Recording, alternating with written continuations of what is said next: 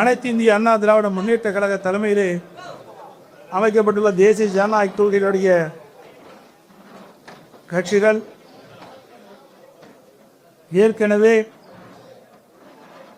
கூட்டணியில் அமைந்துள்ள கட்சிகளுக்கு ஒவ்வொரு கட்சிகளுக்கும் எத்தனை இடம் என்று அறிவிக்கப்பட்டு விட்டது. இப்பொழுது அறிவிக்கப்பட்ட அதன்படி எந்தெந்த தொகுதி எங்கள் கூட்டணியில் இடம்பெற்றுகின்ற கட்சிகள் ஒதுக்கப்படும் என்ற அறிவிப்பை இப்பொழுது வெளியிடுகின்றேன். பாரதிய ஜனதா கட்சி, தேசிய ஜனநாயக கூட்டணியில் அங்கமிக்கின்ற பாரதிய ஜனதா கட்சி ஏற்கனவே 27 இடங்கள் வருகின்ற சட்டமன்ற பொதுத் தேர்தலில் போட்டியிடுவதற்கு ஒதுக்கப்பட்டுள்ளன.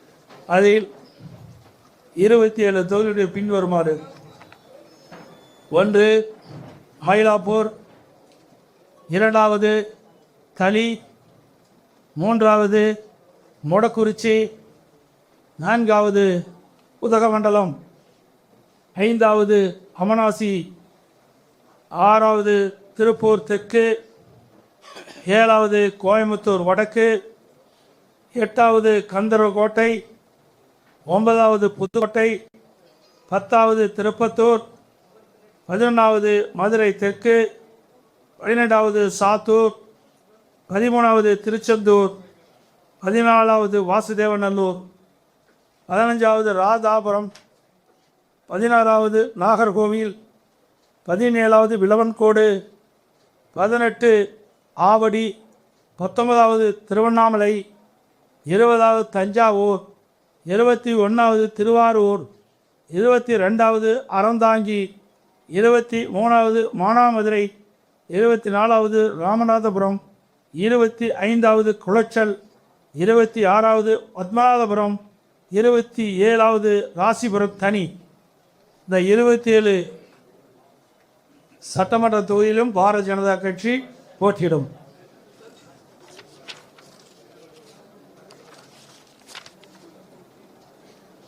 தேசிய ஜனநாயக கூட்டணியில் அங்கமைக்கின்ற பாட்டாளி மக்கள் கட்சிக்கு 18 இடங்கள் ஏற்கனவே அறிவிக்கப்பட்டிருக்கின்றன. அந்த 18 இடங்களில் உள்ள சட்டமன்ற தொகுதியிலே எந்தெந்த தொகுதிகள் ஒதுக்கப்பட்ட விவரத்தை இப்படி தெரிவிக்கின்றேன்.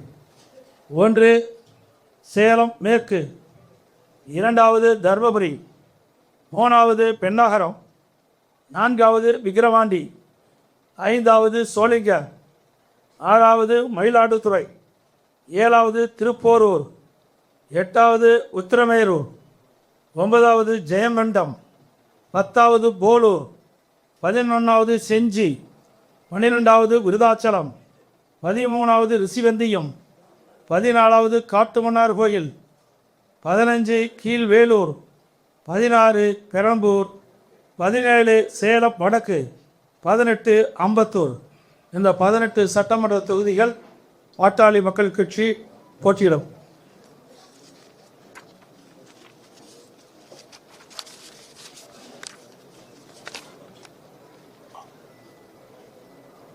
அம்மா மக்கள் முன்னேற்ற கழக கட்சிக்கு ஏற்கனவே 11 சட்டமன்ற தொகுதியில் அறிவிக்கப்பட்டிருக்கின்றன. அந்த 11 சட்டமன்ற தொகுதியில் எந்தெந்த தொகுதிகள் அந்த கட்சி வழங்கப்பட்டிருக்கின்ற விவரத்தை தெரிவிக்கின்றேன். 1 பெரியகுளம், 2வது மன்னார்குடி, 3வது திருவையாறு, 4வது காரைக்குடி, 5வது திருப்பத்தூர் மாவட்டம், 6வது நாங்குநேரி, 7வது ஒட்டப்பிடாரம், 8வது திருச்சிராப்பள்ளி மேற்கு, 9வது சைதாப்பேட்டை, 10வது பூந்தமல்லி, 11வது மணத்துக்குளம். இந்த 11 சட்டமன்ற தொகுதியிலும் அம்மா மக்கள் முன்னேற்ற கழகம் போட்டியிடும்.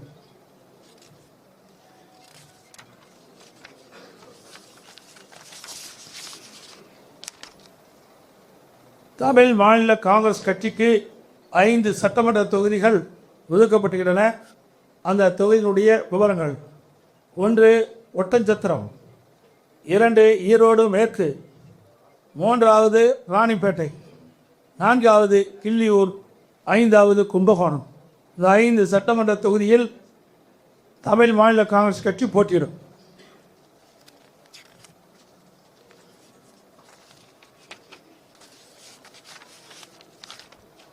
இந்திய ஜனநாயக கட்சி போட்டியிடுகின்ற விவரங்கள்: 1 பல்லாவரம், 2 குன்னம், 2 சட்டமன்ற தொகுதியிலும் இந்திய ஜனநாயக கட்சி போட்டியிடும்.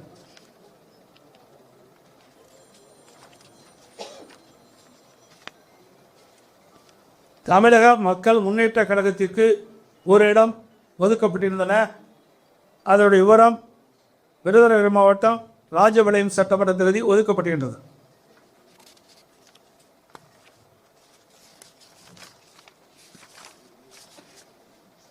புரட்சி பாரத கட்சிக்கு ஒரு இடம் ஒதுக்கப்படுகின்றது. அதனுடைய விவரம்: திரு கீழ் வைத்தியான் குப்பம், கீழ் வைத்தியான் குப்பம், இன்றைக்கு அந்த கேவி குப்பம் தனி அந்த தொகுதிக்கு, இந்த தொகுதியை புரட்சி பாரதம் கட்சிக்கு ஒதுக்கப்படுகின்றன. அனைத்து இந்திய அண்ணா திராவிட முன்னேற்ற கழக தலைமையில் அமைக்கப்பட்ட தேசிய ஜனநாயக கூட்டணியில் அங்கம் வைக்கின்ற கட்சியினுடைய தொகுதி பட்டியல் அறிவிக்கப்பட்டுவிட்டது, நிறைவு ஆகிவிட்டது. எஞ்சிய தொகுதியில் அனைத்து இந்திய அண்ணா திராவிட முன்னேற்ற கழகம் போட்டியிடும். இது போ மீதி கழிச்சுக்கு நீ கணக்கு போட்டுக்க. நான் சொன்னேன்ல எத்தனை இடம் நீ கணக்கு. மீதி எஞ்சிய தொகுதியில் அனைத்து இந்திய அண்ணா திராவிட முன்னேற்ற கழகம் போட்டியிடும்.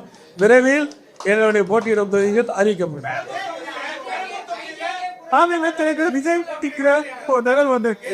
பெரம்பூர் தொகுதியில தாவிக தலைவர் விஜய் போட்டியிட இருக்கிறார் தகவல் சொல்றாங்க. அவர்களை எதிர்த்து அதிமுக நேரடியாக களம் காணவில்லையா? இது என்ன கேள்வி? கூட்டணின்னு அமைத்த பிறகு எல்லாம் சமமாக தான் பார்க்கணும். இவர் பெரியவர் அவர் பெரியவர் அங்கே இடம் கிடையாது. எங்கள் கூட்டணியை பொறுத்த வரைக்கும் அனைவரும் சமம். எல்லா கட்சிக்கும் பலம் இருக்கின்றது. ஒவ்வொரு கட்சியும் சேர்ந்தால்தான் வெற்றி பெற முடியும். சிறுதுளி பெருவெல்லும். ஆகவே இந்த கட்சி சின்னது அந்த கட்சி சின்னதெல்லாம் இங்கே இடமே கிடையாது. இங்கே எங்கள் கூட்டணியில் அங்க வைக்கின்ற கட்சிகள்லாம் ஒரே குரல் தான் பார்க்குறோம். எங்கள் கட்சி அத்தனை பேரும் ஒரு முகமாகத்தான் பார்க்குறோம். அதனால் அனைத்து கட்சி எங்கள் 234 தொகுதியிலும் எங்களுடைய கூட்டணி கட்சியுடைய வேட்பாளர்கள் வெற்றி பெறுவார்கள். அதிமுக ஆட்சியில்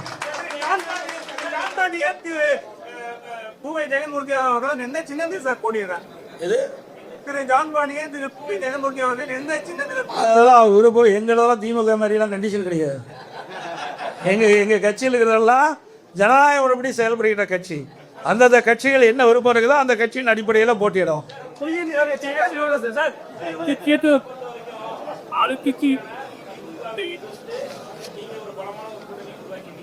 மற்றொரு புறம் தனித்து தாவேடா மற்றும் நாட்டம் பயிராங்க.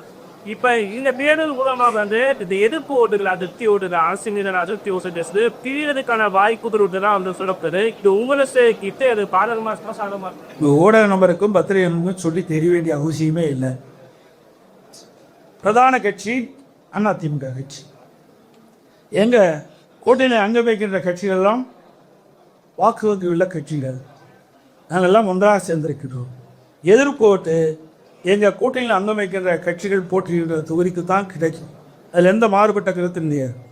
ஏற்கனவே அனைத்து இந்திய அண்ணா திராவிட முன்னேற்ற கழக தலைமையில் இருக்கிற கூட்டணிகள்லாம் அமைத்து போட்டிட்டு இருக்கிறோம். மக்கள் திராவிட முன்னேற்ற கழகத்தை அகற்ற வேண்டும் என்ற முடிவுக்கு வந்துட்டாங்க. மக்கள் கொதித்து போயிருக்கிறாங்க. அனைத்து இந்திய அண்ணா திராவிட முன்னேற்ற கழகம் கடந்த 5 ஆண்டுகளமாக பிரதான எதிர்க்கட்சி அந்த சட்டமன்றத்திலேயே மக்களுடைய பிரச்சனையை எடுத்து வைத்து மக்களுக்காக வாதாடி இருக்குது. அதான் பார்க்கணும். மக்களுக்காக போராடுகின்ற கட்சி அதிமுக கட்சி. இந்த போட்டியில் அங்க வைக்கின்ற கட்சிகள் அனைத்தும் மக்களுக்காக போராடி கொண்டிருக்கின்றார்கள். அவ்வப்போது எந்தெந்த இடத்துல மக்களுக்கு பிரச்சனை இருக்குதோ அந்தந்த இடத்துல எங்களுடைய கூட்டணி கட்சி தலைவர்கள் ஏற்கனவே அவர்கள் மக்களுக்காக சேவை செய்து கொண்டிருக்கிறாங்க.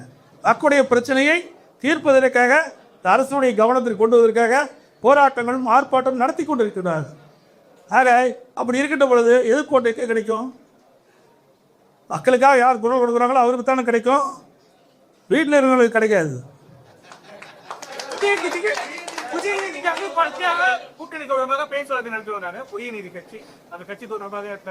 அதாவது அறிவிப்பு இல்லையெல்லாம் இருக்காதுங்க. எங்களுக்குள்ள பல இது இருக்குது.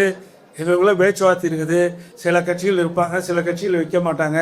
போனதை விட பிரதிநிதி கட்சி எங்களோட இருந்து பணியாற்றினாங்க. அதனால் வந்து நீங்கள் இந்த கட்சியில் சீட்டு இல்லை அந்த சீட்டு கட்சியெல்லாம் நினைக்காதீங்க. எங்கள் கூட்டில் அங்கமைக்கிட்ட கட்சிகள் அனைத்துமே ஒருமித்த கருத்தோடு இருக்கின்ற கட்சிகள்.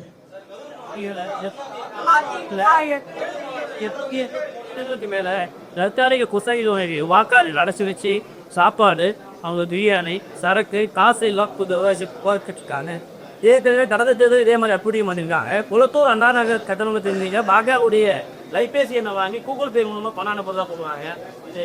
இது எல்லாம் தயவு செய்து பத்திரிகையில் போடுங்க, ஊடகத்தில் போடுங்க, மக்களுக்கு தெரியட்டும். இதையெல்லாம் கொண்டு போய் சேர்க்கக்கூடிய பொறுப்பு ஊடகத்துக்கும் பத்திரிகை தான். நாங்கள் வந்து தேர்தல் ஆணையத்துக்கு தான் கொடுப்போம். ஆனால் பத்திரிகை என்பது ஊடகம் என்பது மிகப்பெரிய ஆயுதம். இதை நீங்கள் பயன்படுத்தி நாட்டில் நிலவுகின்ற பிரச்சனையை நீங்கள் சொன்ன மாதிரி இன்றைக்கி கரூரில் கூட கொட்டகை போட்டு வச்சுருக்காங்க. ஆடு மாடு அணைக்கிற மாதிரி மக்களை அணைக்கின்ற ஒரே கட்சி திமுக கட்சி. பணப்பணத்தை வச்சு மக்களை விலைக்கு வாங்கலாம்னு நினைக்கிறாங்க. ஒருபோதும் நடக்காது. இவருடைய 5 ஆண்டு கால ஆட்சியை மக்கள் பார்த்துட்டாங்க. ஆக இன்றைக்கு மக்கள் இந்த ஆட்சியை தூக்கி எறிய தயாராகிவிட்டார்கள். எந்த கொட்டகை போட்டாலும் மக்களுடைய மனதை மாற்ற முடியாது. அதனால் ஊடக நம்பர்கள் பத்திரிகை நம்பர்கள் அறுபது வேண்டி கேட்டுக்கொள்வது, இந்த கொட்டகையெல்லாம் காட்டுங்க. என்கிட்ட தான் கேள்வி கேட்குறீங்க, இந்த கொட்டையை காட்டுங்க, தயவுசெய்து காட்டுங்க. தேர்தல் ஆணையத்துக்கு போகட்டும். நாங்கள் ஏற்கனவே எங்களுடைய மாவட்ட செயலர் திரு விஜயபாஸ்கர் அவர்கள் மாவட்ட ஆட்சித்தலைவர்கிட்ட கொடுத்துருக்காரு, காவல்துறையிட்ட கொடுத்துருக்காரு. அவர்களாம் என்னங்கிறாங்க, தனியார் இடத்துல கொடுத்துருக்காங்க, நாங்களாம் ஆடு மாடு அடைக்கிறாங்க. ஆடு மாடுனா மக்கள் தான் ஆடு மாடாக நினைக்கிறாங்க. ஏன்னா ஆடு மாடாக நினைக்கல, மக்களை ஆடு மாடாக நினைக்கிற ஒரே கட்சி திமுக கட்சி தான். அதனால் இந்த தேர்தலில் மக்கள் திராவிட முன்னேற்ற கழக தலைமையில் அமைக்கப்பட்ட கூட்டணிக்கும் தகுந்த பதிலடி கொடுப்பார்கள் என்பதை தெரிவித்து, இந்த சட்டமன்ற தேர்தலை பொறுத்த வரைக்கும் எங்களுடைய கூட்டணிகள் வலிமையான கூட்டணி, வெற்றி கூட்டணி. எங்களுடைய கூட்டணியின் சார்பாக அறிவிக்கப்பட்ட 234 தொகுதியிலும் கடுமையாக பாடுபடுவோம். எங்களுடைய கூட்டணி கட்சி சேர்ந்த நிர்வாகிகள், தலைவர்கள், தொண்டர்கள் இரவென்றும் பகலென்றும் மாறாமல் எருமை போல தேனீக்கிளி மூல சுறுசுறுப்பாக செயல்பட்டு மக்களை சந்தித்து வாக்காளரை சந்தித்து எங்களுக்கு அதிகமான வாக்குகள் எங்களுடைய வேட்பாளர் கிடைப்பதற்கான பிரச்சாரத்தை மேற்கொள்வார் என்று இந்த நேரத்தில் தெரிவித்து, 5 ஆண்டுகளால் அவல ஆட்சி நாட்டு மக்களுக்கு எடுத்துச் சொல்வார்கள். அதேபோல் அனைத்து இந்திய அண்ணா திராவிட முன்னேற்ற 2010 2020 வரை பல்வேறு திட்டங்களை தமிழகத்திலே செயல்படுத்துகிறார். இந்த திட்டத்தின் மூலமாக இந்தியாவிலேயே தமிழ்நாடு முதன்மை மாநிலம் என்ற பெயர் பெற்றது அண்ணா திமுக ஆட்சியில்.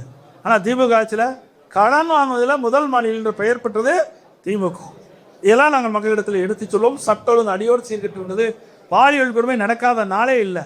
அந்த அளவுக்கு ஒரு மோசமான நிலை தமிழகத்தில் நிலவி கொண்டிருக்கிறது.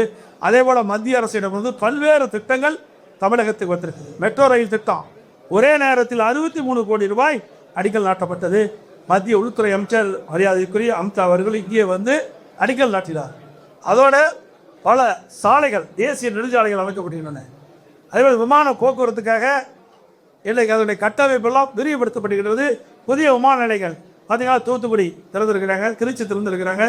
என்ன பல விமான நிலையங்கள் நிலம் எடுத்து கொடுத்துருந்தா வேகமாக செஞ்சுருப்பாங்க. அதே ரயில்வே பாதைகளுக்கு இந்த அரசு மெத்தன போக்கின் காரணமாக முறையாக நிலம் எடுத்து கொடுக்காத காரணத்தினால் அவர் ஒதுக்கப்படுகிற நிதியோடு முழுமையாக செயல்பட முடியாத ஒரு அவல நிலை இருக்கின்றது. மத்திய அரசை பொறுத்த வரைக்கும் மத்திய அரசிலிருந்து கிடைக்கின்ற திட்டங்கள் முழுமையாக அவர்கள் வழங்கி கொண்டிருக்கின்ற செய்தியும் இந்த நேரத்தில் தெரிவித்து, மத்திய அரசு மாநில அரசு இணைந்து செயல்பட்டால் தான் மக்களுக்கு தேவையான நன்மைகள் செய்ய முடியும். அந்த அடிப்படையில் தான் எங்களுடைய கூட்டணியெல்லாம் அமைஞ்சிருக்கு என்பதை மகிழ்ச்சியோடு தெரிவித்து, வரி அந்த ஊடகங்களுக்கு பதில் நன்றி தெரிவித்து விடவில்லை. நன்றி, வணக்கம்.